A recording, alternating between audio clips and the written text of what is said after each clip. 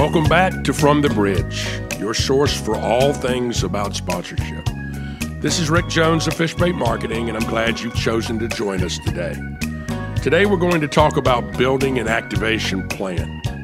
We'll have another Tuesday tip and another segment of On the Road with Rick. Most importantly, you'll hear from one of the great innovators of our time, the legendary Matt Scheckner of Stillwell Partners, and the founder of Advertising Week, now not only in New York City, but in multiple cities around the world. So let's ease off from the shoreline and head to deeper waters from the bridge. As you are nearing the close of a deal, it's time to pay attention to how the prospective sponsor plans to actually activate the sponsorship, and to make sure they have all the assets needed in their agreement to fulfill those activation plans. And this requires a lot of dialogue about the activation plan up front. Now, I like to collaborate with the sponsor and their various agencies in developing the activation plan. In fact, I like having their agencies in the room from the initial pitch right to the signing date, and to build allies with their agencies. Let's face it, agencies exist to activate, and they may be your best source for determining where the sponsor is going to take the sponsorship. Of course, we've guided the discussions from the very beginning and should have a pretty good grasp about their activation plans.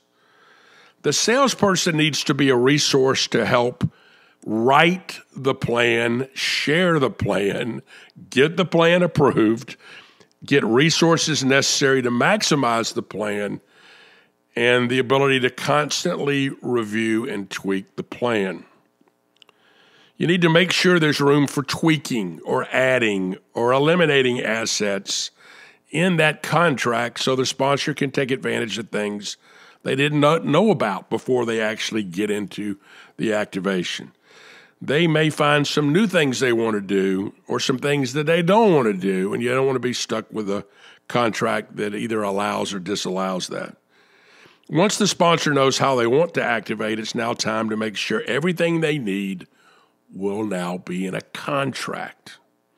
And that leads us to the marriage. I like to start with what I call the prenuptial agreement. And that's where we're going to give them a term sheet with all the list of assets that you are providing. And I'm going to ask for immediate feedback on the term sheet. I want to know, is there something we've left out? Have we misunderstood anything? Is there something missing? Are there other things they might want to add? In some cases, are there things that are not important to them that we might be able to eliminate? From that, then we will prepare a letter of intent. Then and only then will we go to a formal contract. Now, no disrespect to lawyers, but I've often found that lawyers think they are actually there to negotiate the agreement, and that's not their job. That's not so. They are there to memorialize the terms of the term sheet and not start dictating or arguing about those terms, because the terms have already been agreed to by both parties through both our term sheet and our letter of intent. And then that leads us to the contract. Now, for the contract, you need to use a lawyer, trust me. And that means both parties need to use a lawyer, because most people in the sponsorship world are not lawyers. The contract needs to list the assets. It needs to talk about the financial terms. It needs to talk about the payment terms. It also needs to talk about the renewal terms. Then everyone needs to have a big glass of champagne and celebrate, because both parties are winners. There's a tendency in America especially to, when you're sitting around the table with a bunch of people, you're looking for who the loser is at the table. Well, the truth is there's no loser in this. The losers are either the other properties they didn't buy or the competitive corporations they compete against who are not getting these assets. And everyone should be a winner.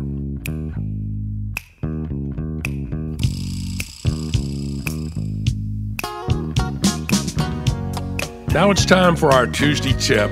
One of my favorite all-time singers is the late Kenny Pendergrass, who started his career actually as the drummer and lead singer for the Philadelphia musical group Harold Melvin and the Blue Notes.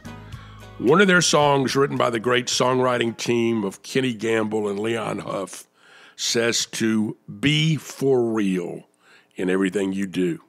In other words, be yourself. God made only one you. Be what you are, not what others want you to be, or even necessarily what you think you should be. You have unique skills and talents. Your job is to nurture and grow those talents. Quit obsessing about your weaknesses.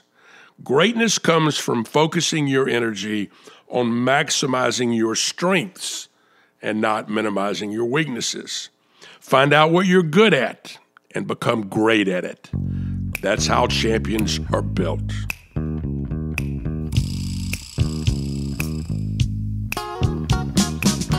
Speaking of being real, my guest angler is simply one of a kind. There are some people you just love being around, and Matt Scheckner is one of them. Matt is the CEO of Stillwell Partners in New York City.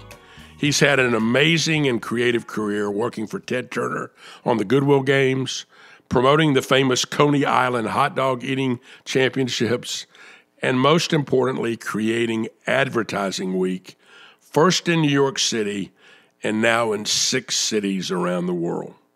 And oh, by the way, he's a member of the legendary Friars Club in New York City, where you can find him eating chop suey every Thursday.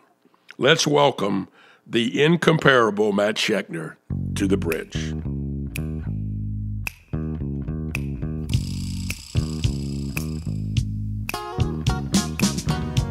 Lord Scheckner, welcome to From the Bridge. Good morning. Great to be with you, Rick. Well, I've been watching the Ken Burns PBS special on country music, and in one of the episodes I was reminded something that I had known, that the big radio station in Atlanta, WSB, stood for Welcome South, brother. And you were raised on Long Island, but you came to Emory. You came south. So talk about being raised on Long Island and what drove you to Emory in Atlanta. Well, my family was all from Brooklyn, and I grew up in Queens. One of the geographic anomalies of New York City is Brooklyn and Queens geographically are on Long Island. Only the Bronx is attached to America. Manhattan's an island, Staten Island's an island.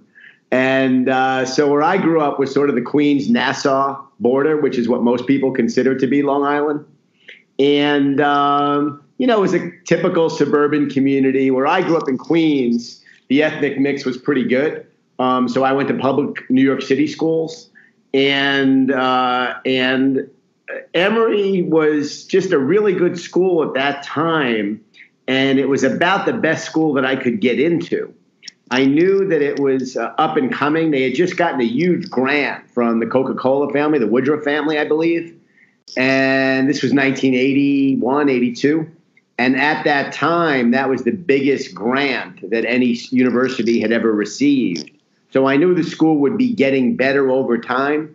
And it was very good then, and it's great now. But I absolutely loved living in the South and still have a lot of friends from down there. And I think, I didn't want to go to college and spend all that money, all my parents' money, and be with all people that were just like the ones I grew up. So I think the variety of people that I met and the experience of living in the Southern culture was one that I still relish to this day. I tell people a lot that none of us see the world as it is. We see the world as we are, and that's dangerous because we can get very myopic, I think. And so I think that was so wise for you to say, I'm going to step out of my comfort zone and go to someplace, really totally different. So what happened? You get out of school and what happens? Where do you start? Emory bred professionals, and every single one of my friends, without exception, became a doctor or lawyer. And I remember sitting in Cox Hall, the dining hall at Emory, with my advisor, a political science teacher named Wayne Sulfridge. I don't know if he's still around. And he said, well, what do you think you want to do? And I said, well, I'm not very good in science, so I guess I'll go to law school. And he said, well, do you want to be a lawyer? And I said, not really. And it was a conversation as simple as that led me to the conclusion that I needed to go get myself a job. So my very first job was from a newspaper clip that my mom found for me. My mom was very good she would always clip little articles for me and leave them. And so she clipped something about a mayoral commission called the Commission on the Year 2000. And we had a mayor then, very charismatic guy named Ed Koch. And he had this blue ribbon panel, plot a course for the future of New York City. And it looked very interesting to me. And on a summer break, or a spring break rather, home, I went to City Hall. I didn't know where to go. And I said, hi, do you know where the office of the Commission on the Year 2000 is? And because it was city government, they sent me to 3 places that were wrong. Eventually, I got to the place that was right. And I learned very early on, always be nice to the receptionist, because that's the first person standing in your way for whoever you may want to ultimately be getting to. And I asked the receptionist very nicely if she would get my resume to the director of the Commission on the Year 2000, and she did. And sure enough, I got a call and got an interview. And I got a job as a policy analyst for the Commission on the Year 2000. My salary was just over $16,000. And I graduated on a Friday and started working on a Monday. All because you were a little bit fearless. Your mom gave you a lead, but you still had to act on it. And I find that so many people get leads in life and don't get out of the chair and don't go do it. Listen, nobody was going to come knocking on my door and give me a job. So, I agree with you completely. And I think one of the things that I see now with young people, because I have a lot of people that work for us now, and most of them are in their 20s, is there is that whole sort of reactive mentality. A lot of it, I'll ask somebody, did you get something done? And they'll say, well, I sent an email. Okay, but that doesn't mean you actually accomplished anything. Did you pick up the phone? Did you knock on somebody's door? Did you get out of your chair? So I think that proactivity is really important. Well, I think when we talk about your career, that's going to be a trend. You've been a guy that knocked on doors. You're a guy that built relationships. And I know this about relationships. You don't do those via email. No. You got to look people in the eye. So after the mayor's office, then what happened? So when I was in Atlanta, just dialing back for a moment, because I knew that I wasn't going to go to grad school, I interned in several places. One was the Atlanta Journal-Constitution, and another was the Atlanta Chamber of Commerce. And I became good friends with a guy still around named Lee Ayers. Lee worked at the Atlanta Chamber. And he and I became good friends, and he sort of adopted me. I was probably 19 years old. And back then I could, hang with the big boys, and we used to go to Reggie's Tavern in the Omni after work. And I was there with Lee when they came up with an idea called Sports 2000 to make Atlanta a sports capital, if not the sports capital of America. And, little ideas like the Georgia Dome, when that was scratched out on a bar napkin, and things like that. And I got to intern for Lee. He wanted me to quit going to school and become the first employee of what became its own department in the chamber called Sports 2000. And I felt I owed my parents, that I needed to graduate. So I turned down the job. And then irrespective of geography, the best opportunity for me was up in New York at the Commission on the Year 2000. While I was there, because it was part of the mayor's office, I got to know the deputy mayor for economic development and a few others in City Hall.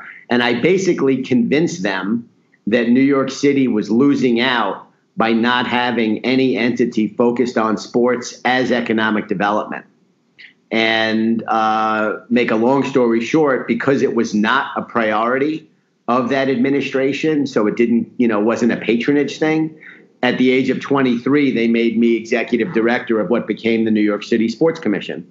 And that's really where my career, started in earnest. It's interesting about Atlanta Sports 2000.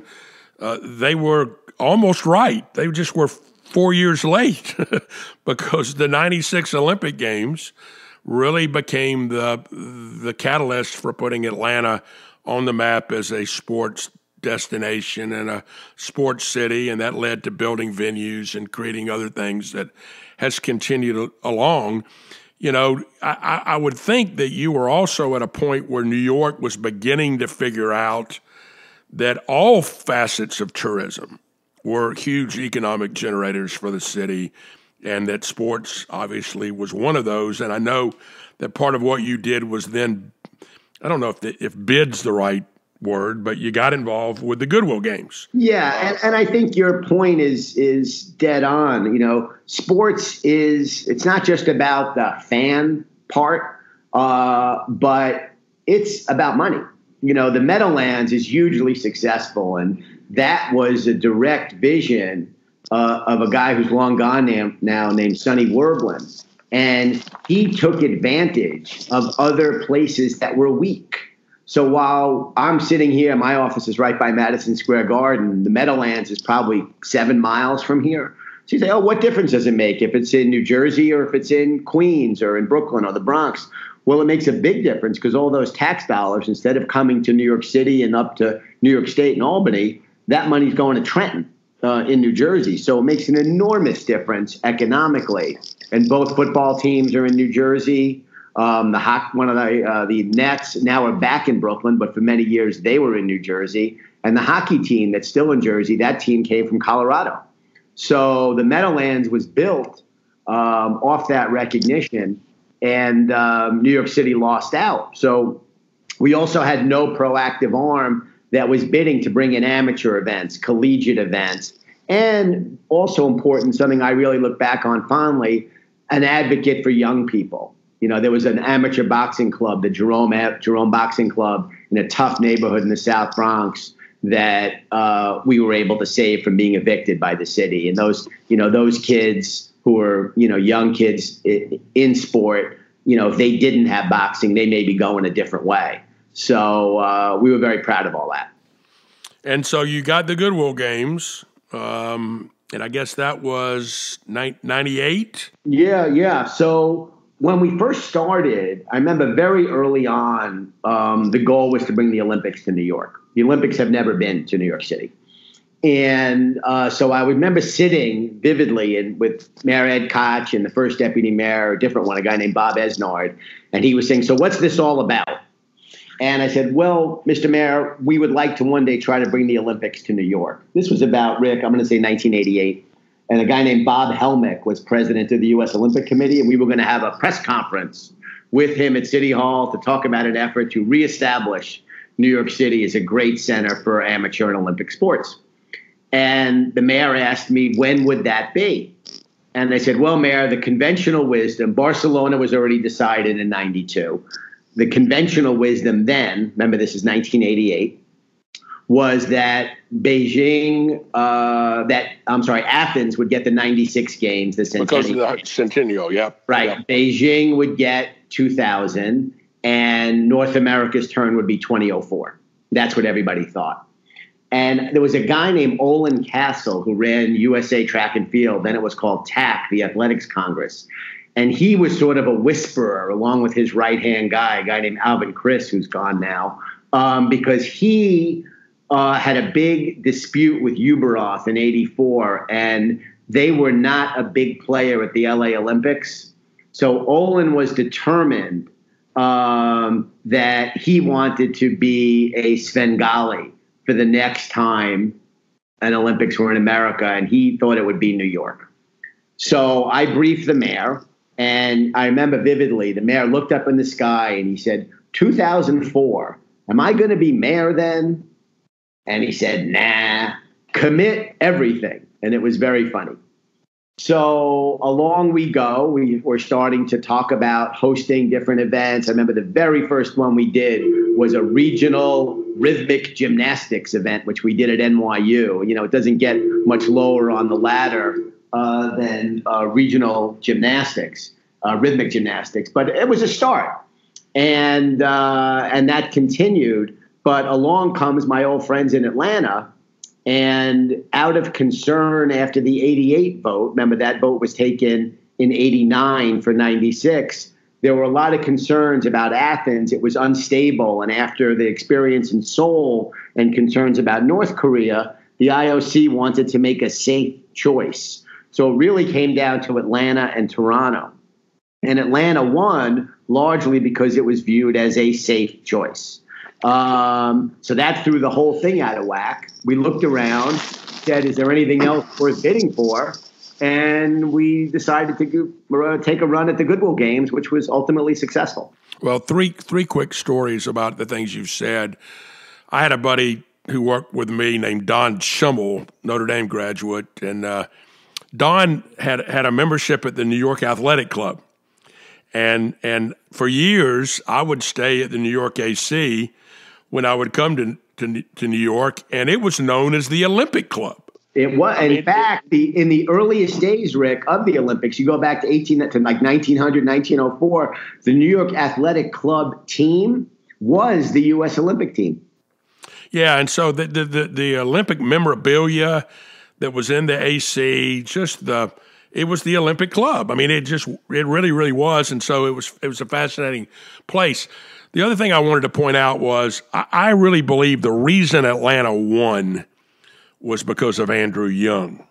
Andy Young delivered the third world vote. You know, the Olympics always comes down to the unknown. You know, what are the Africans going to vote? and he had that in his hip pocket from the get-go, and that was the difference between, I think, Atlanta and Toronto. I think there was still a little bit, even though Calgary had been a successful games, there was still the fear of Montreal, too, where they had lost so much money in 76. And then the last thing I wanted to talk about was your comment about tax base. You know, the Braves have caught a lot of criticism for leaving downtown Atlanta and moving to Cobb County. In fact, there's been a recent article in Sports Illustrated that basically lambasted them for doing that.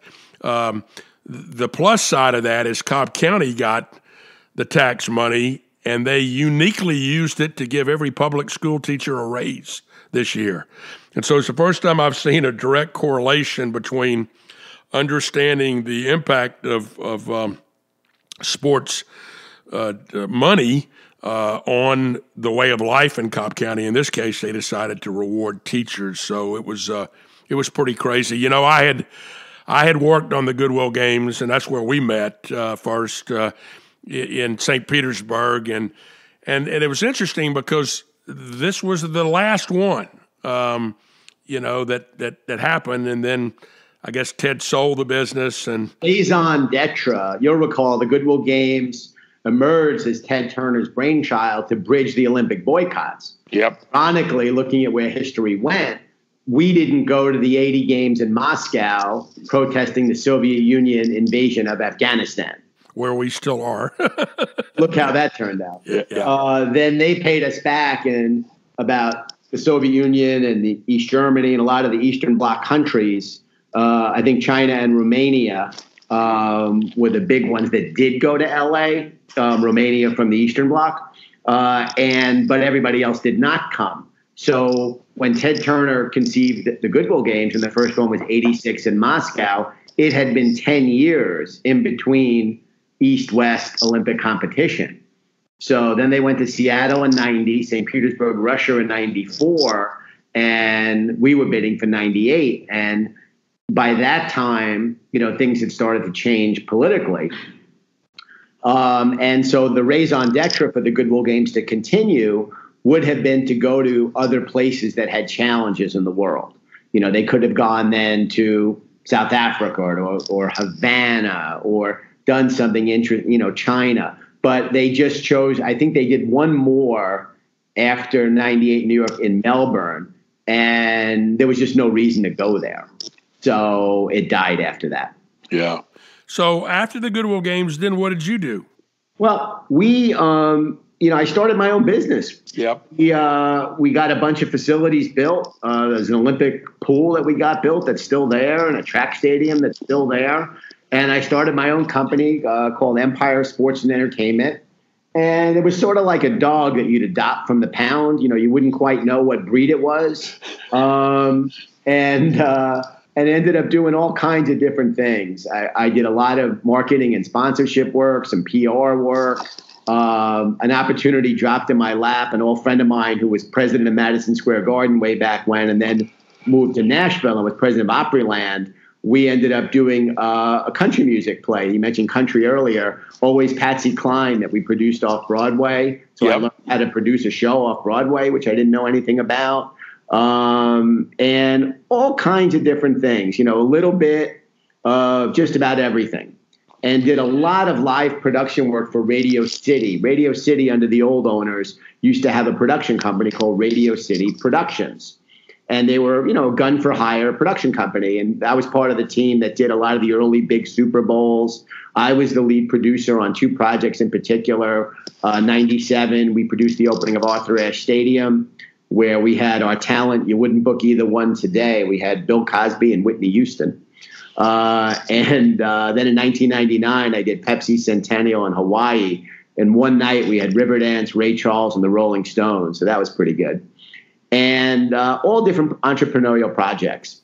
Well, one of the key learnings here is, I've said this before on the show, but I have people that come to me and say, hey, Rick, I got 5 years of experience. And I'll say, not really. You got 1 year of experience repeated 5 times. And one of the things that you did with all these unique, different opportunities, and you probably were a lot like me. You like to eat 3 times a day. And so, in order to eat, you take whatever happens, but that refined your skill set. It refined the relationships you made, the contacts that you had, and I think it led you to what you're doing today, which we'll talk about in a minute. But talk about a little bit about, taking some risk, taking some chances. I think, I'm not going to get the expression right, but what do they say? Necessity is the mother of invention. And I think your notion about like to eat 3 times a day is dead on. And, when you're an entrepreneur, you have to have sort of an unshakable belief in yourself. A little bit, and it's sort of that right mix of fear and ignorance. So I think, at a certain point, you sort of, in conversation with yourself, say, I kind of think I know what I'm doing. And that's after many years of saying, I'm not really sure I know what I'm doing. But at some point, the machinery, the gears sort of align, and you gain a confidence in yourself. And that's not to say that you won't continue to make mistakes, because we all do every day. But on the big things, on the things that matter, that you're able to ground yourself and say, I can get this done. And you learn how to finish. I think that was probably the biggest takeaway was, it's very easy to drive into the red zone. It's much harder to put the ball into the end zone. And I think at a certain point, again, without any arrogance at all, I learned how to put the ball in the end zone. And that is a collective result of experience and, falling down on the canvas and getting back up. Well, one of my favorite things you've done is the hot dog contest at Coney Island. Who knew? Tell me about this. Well, it's a very funny, kitschy New York thing. So for about 100 years in Coney Island, on the majestic corner of Surf and Stillwell Avenues, where the original Nathan's hot dog joint sits, they have had this hot dog contest on July 4th. And my son's 24 now. When he was about 10 months old, it was July. It was one of those 95-degree, everything's on the asphalt, no place to hide days. I said to my wife, I said, let's go I want to go to this. I've always wanted to see it. So we go to the hot dog contest, and it was the era of the first great Japanese eater, Hirofumi Nakajima. And it was in a little alleyway behind Nathan's. There were maybe 200 people there, but lots of media. And I remember there was an ambulance or a fire truck parked on the street, and people were standing on top of it just so that they could see. And I just thought it was magical. And through my buddy in PR, a longtime friend who's been our PR firm forever, Kenny Sunshine, I said, Kenny, do you know these guys who do this? It's a guy named George and Rich Shea. He says, yeah, I know George. So I called George and I said, George, I'd like to take you to lunch. And he said, sure. We had lunch. And I said, listen, I think this thing could be much bigger. Would you let us help you? You know, there was no production. The eaters were sitting on, standing behind like tables, like you put in your backyard. You know, if you in Charlotte were having some people for a barbecue. And make a long story short, they let us take over the production. We moved it to the other side of the building. Bigger and bigger and bigger every year. Now it's on ESPN, and we have a live audience of 50, 60,000 people. So that's crazy. It's become a cultural phenomenon. It's not our core business, but it's a lot of fun, and it gave us the name of our company, which is Stillwell Partners, which derives its name from that grand corner of surf in Stillwell. Well, let's talk about your coup de grace, which is Advertising Week. Advertising Week in New York is a phenomenon. You've now taken it worldwide, but let's go back to the genesis of Advertising Week. Obviously the industry has been around for a long, long time, but nobody ever had the chutzpah to say, let's celebrate it. So how did it happen? So one of the blessings and curses in life is being able to get tickets for things. And there was a gal who I knew who worked for DDB, a big Omnicom creative agency, who would call me on occasion for tickets. And it was always one of those, need 5 for Eric Clapton that sold out that night. It was always like a difficult one. But I liked her, and I would always try to help her. Her name was Abby Hirshhorn. And she calls me in the summer of 2002 and says, my boss is the chairman of the 4 A's. I didn't know what the 4 A's was. I knew 2 A's is if you drink too much, 3 A's, who you call if you got a flat tire on the Brooklyn Queens Express. Says, what's the 4 A's? So she explains it to me and says, it's the American Association of Advertising Agencies, which is in effect, the trade association for creative and media agencies. And she says, we know the industry's on the edge of a lot of change. But back in 2002, Rick, nobody knew what was coming. In 2002, Mark Zuckerberg was either still in high school or a freshman. The iPhone was 2006. YouTube was 2007. Nobody was talking about programmatic buying of media. Back then, trust and advertising meant the old definition of trust. Can you trust what you're hearing or reading or seeing? Now the definition of trust, because of data and privacy, is a very different definition of trust, much more complicated. So back then, almost all of the issues that we're talking about today, certainly all the technology-driven issues, not only were they lesser issues, most of them didn't exist at all. But they knew the industry was about to go through a lot of disruptive, technologically driven change. They knew that the industry morale was low, that the industry had chronic problems attracting young talent, and had a huge diversity problem. So with all of those as sort of very big sweeping challenges, Abby said, we went to somebody at Omnicom and they couldn't think of anything. Could you think of something? And it really started as simply as that. So I've always been very big on the where Advertising Week events are held. We don't do anything, in like a traditional hotel ballroom or a convention center or anything like that. And so the very first meeting really set the tone for what would happen over the next 15 years. Going back to my experience at Radio City, the president, a guy named Arlen at the time, really liked me. And I was a consultant to them. I didn't need an office, but Arlen liked having me around. So he said, Scheckner, I want you near me. So I said, all right, but I don't need that. I'm a consultant. I have an office. And then he offered me something that nobody could refuse. He offered me an office with my own bathroom. So I said, all right, I'll take that. So you are a cheap date. I peaked 20 years ago. I had the best office I'll ever have when I was 35. So because I was in Radio City, after 6 o'clock, the executive entrance would close and you'd have to go out the stage door. So I got to know the building really well. And there's this little jewel of a space in Radio City called the Roxy Suite. And it's named after a guy named Roxy Rothafel, who created the Rockettes and was really the first great impresario of Radio City Musical going back, 70, 80 years. So little suite is still there, and the owners use it for entertainment. Sinatra used to entertain when he would perform there, and it's really a special little room. So by then, I was long gone from Radio City, but I called a buddy of mine. I said, "Hey, can you do me a favor? I have a meeting. I want to use the Roxy Suite for an hour or two."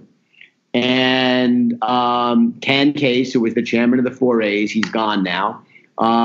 He came, and I presented a bunch of ideas. Some were my own, some I borrowed from Fashion Week, some I borrowed from the Tribeca Film Festival, which had launched just a year before as a response to bring people back downtown after 9/11. That's the real origin of the Tribeca Film Festival. And they liked the ideas, and we went back and forth for 7 months. And then in May of '03, they said, "All right, we're going to go forward with this, and we'll put up some seed money. We're either going to do a search for a director or hire you. Are you interested?" I said, "Well, I worked on the thing for 7 months for free, so sure, I'm interested." And I think, Rick, just going back to, some of the subjects you talk about, I think, the business model, this may not be how they teach it at the London School of Economics, but it's sort of a blend of things that pay and things that you chase that might pay. And this was in the latter category. And so we agreed that I would take it on initially as a consultant. I went right to Mayor Bloomberg, who understood how important the industry was to the economy. And we did an economic impact study and showed that 19 cents of every dollar in the New York City economy could be traced to the advertising and media industry. And so we hosted what became the first opening gala at Gracie Mansion. And the thing took off. And now here we are, 2019 heading into 2020. And we just finished our 16th year in New York, going into our 8th year in London, our 5th year in Tokyo, our 3rd year in Mexico City, our 3rd year in Sydney, and launching in Johannesburg. But it's all because somebody called looking for an idea. Well, one of my favorite things that you did early on was what I call the parade of mascots. We worked with the Mascot Hall of Fame in Whiting, Indiana, and you were the first one to say, "Hey, Charlie the Tuna and the Jolly Green Giant and, all these great, Tony the Tiger, all these great mascots have value," because in many cases that celebrated the creative genius of guys like Leo Burnett and others. So how'd that come about? Yeah, I think they were a very visual symbol of the best of the industry. The icons and the great slogans are sort of the enduring work that the industry has created. So the very first event of the very first advertising week, we opened the NASDAQ Stock Exchange in Times Square. And we had, Tony the Tiger and the M&Ms and Mr. Clean and Miss Chiquita and the Maytag Man. And we had the Mr. Peanut Nutmobile and the Red Shoe Car and Ronald McDonald. And we literally did a parade between the specialty vehicles and then all the icons who didn't have vehicles. We put them in convertibles. I think we had a deal with Chrysler. And we went through Times Square. We're on one Times Square on the big video boards. When Panasonic had their video board, they had a camera up there. And then we went left on 42nd and up Madison Avenue, the historic home of advertising. And we literally put plaques in the sidewalk. And America voted for the first year was 5 favorite slogans and 5 favorite icons. And we've inducted icons ever since, and have had a lot of funny stories with the icons over the years, including losing Juan Valdez and his burro backstage at the Apollo Theater. That was a favorite of mine. But we still do that. It's become a lesser part of the week overall, but we've kept it in the mix. Well, one of the things I'm most impressed about what you do is how you've stayed relevant. This is a dynamic industry, as you said. Technology is changing everything. You're not stuck in the past at all. Your panelists, your locations, your subject matter, all that has evolved. I think it has become, ultimately it was a celebration of advertising. In many cases, it's become a look ahead. It has been kind of a what's the latest trends, or what are trends that haven't even been identified yet? Yeah, well, thank you. It's kind of you to say that. I think 2 things. I think, for your listeners, I think Number one, a big mistake that people make is they get married to their own ideas. And one of the reasons I'm convinced why we're still here is, and you mentioned it, is that this thing changes every year. So from year to year, it is completely reinvented.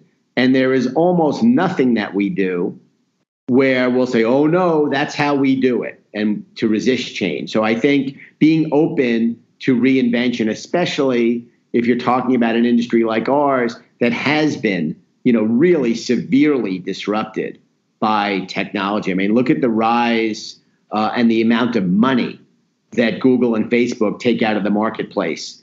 That number was zero, in 2004, and today it's billions and billions of dollars. So that money came from somewhere else.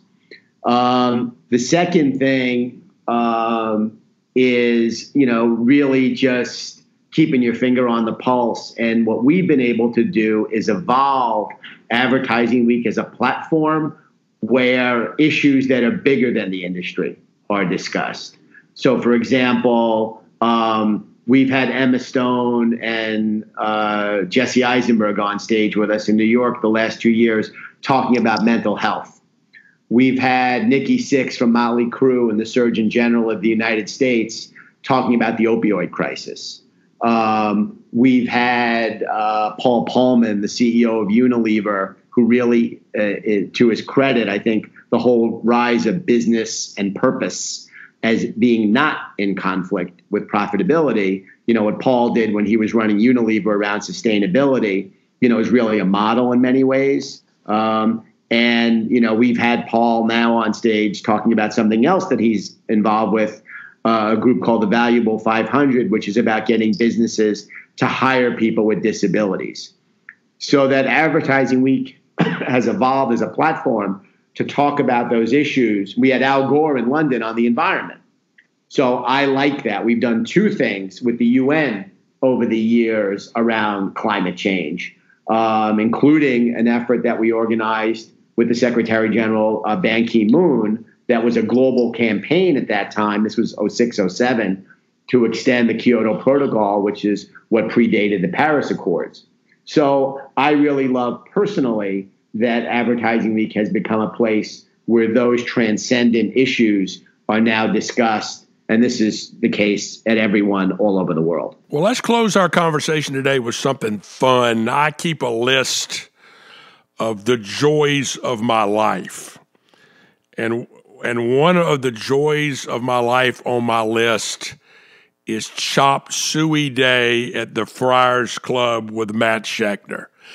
The Friars, tell me about the Friars. It is so special.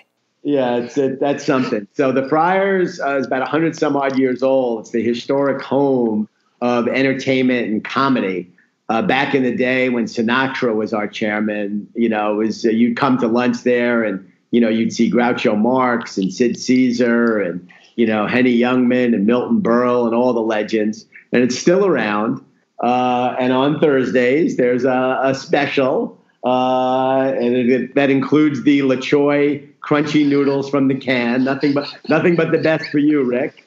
And I hope to get you back up here on Thursday for lunch sometime soon. Well, it's a very special place. My friend, you are a very, very special guy. I'm so proud of your career. I'm proud of what you've done. And I want to thank you for being with us today from the bridge. Well, thank you, buddy. Great to be with you.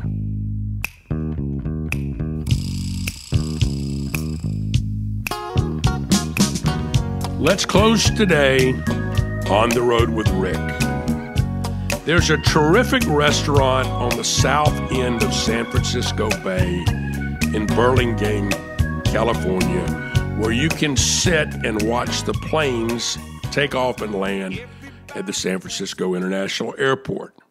It's Kincaid's, a truly wonderful California-style seafood restaurant. Everything is fresh and cooked to perfection, but you absolutely must start with their famous Dungeness crab and artichoke dip with hot focaccia bread. They have steaks and chops, and they have fresh grilled fish, along with a great California wine list. but the crab and artichoke dip is totally worth the trip. That's it from the bridge for this week. If you like what you're hearing, then let us know. We'll see you again soon.